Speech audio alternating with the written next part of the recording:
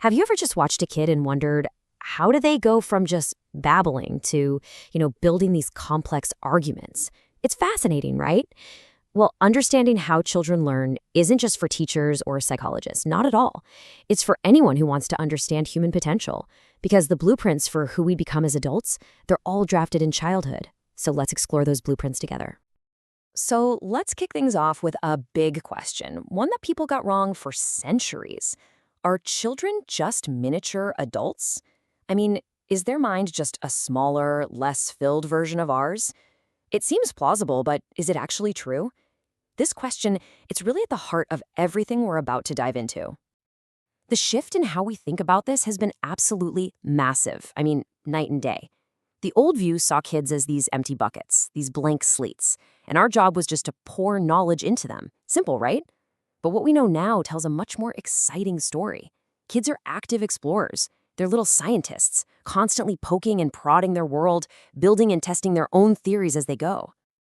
Okay, so if children are active builders, what are they actually building? And what are they building with?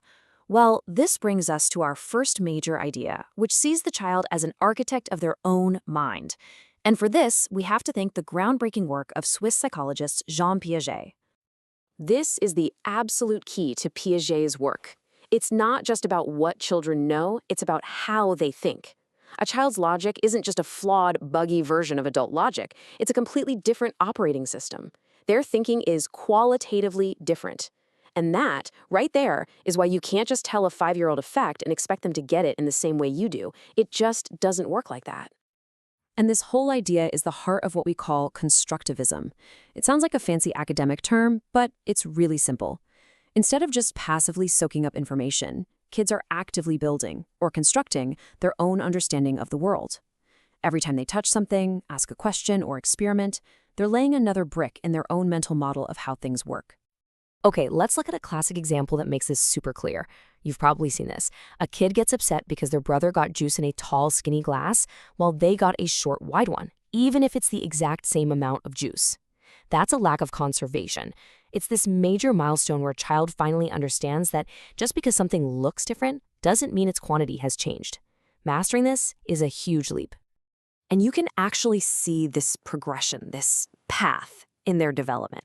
During what Piaget called the pre-operational stage, from around ages 2 to 7, a kid's thinking is really focused on their own perspective. And yeah, they haven't gotten that conservation thing down yet. But then they enter the concrete operational stage, and their thinking starts to get way more organized and logical. And that is when they finally master that tricky concept. But here's the thing. A child isn't building their mind all alone in a vacuum. Piaget really focused on the individual architect, but another giant in this field, Lev Vygotsky, came along and showed us that actually learning is a team sport. He said the people around us, our whole social world, it's absolutely crucial. Vygotsky's big idea was that our most complex thinking skills, they don't just magically appear from inside us. Nope. They are born from our interactions with other people, talking with our parents, working things out with friends, getting guidance from a teacher. All of that transforms how we think. At its core, learning is a social thing. And one of his best concepts is something called scaffolding. Just picture it, like the scaffolding on a building. It's the temporary support, a little hint, a helpful question, a bit of guidance that a more knowledgeable person offers to help a child do something they couldn't quite do on their own yet.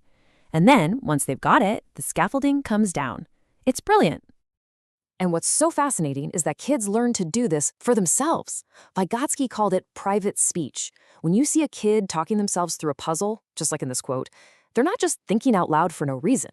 They're actually using language as a tool to guide their own actions, to keep themselves on track. It is literally self-scaffolding in action. So cool. Okay, so we've got the child as an individual architect and as a social learner. But what about intelligence itself? For a long, long time, we had this very narrow, one-size-fits-all idea of what it means to be smart. And then Howard Gardner came along with his theory of multiple intelligences and just shattered that old idea. Gardner basically asked this revolutionary question. Is intelligence just this single thing that you either have a lot of or not so much of? Or are there many different ways to be smart?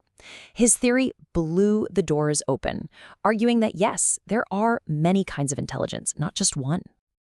And this table just gives you a little taste. Someone might have really strong logico-mathematical intelligence. They're great with patterns and reasoning, like a scientist. Or maybe they have high linguistic intelligence, a real sensitivity to words, like a poet. Then there's interpersonal intelligence, being able to read other people's moods and intentions, a key skill for a therapist. And the thing is, we all have our own unique blend of these different kinds of smarts. So you can imagine, recognizing all these different kinds of smart completely changes the game for a classroom. It means we have to support all these diverse learners. A gifted learner might just need the freedom to run with an idea on their own, while a creative learner shines when they can come up with totally original solutions. Understanding this lets teachers really tailor their approach to each kid's unique strengths and challenges. All right, let's bring it all home. How do all these blueprints from Piaget, Vygotsky, and Gardner actually come together in the real world? Well, they form the foundation of what we think of as the modern 21st century classroom. They're completely transforming how we think about education. And the contrast with the old way is just stark. Traditional education was all about the teacher. They stood at the front and they delivered information to a classroom of passive kids. But progressive, child-centered education, it flips that script completely. It sees children as those active explorers and problem solvers we've been talking about, with the teacher acting more like a supportive guide for their discovery. So what does that actually look like? Well, these are the hallmarks of an environment where real learning can happen. It's a place that values a kid's own experiences, that listens to their voice. It's relaxed enough for real dialogue and questions. And this one is huge. Errors aren't seen as failures. They're seen as a vital, totally necessary part of learning. The teacher isn't just the authority figure. They're a guide and a partner in learning. Because in the end, it really all boils down to this.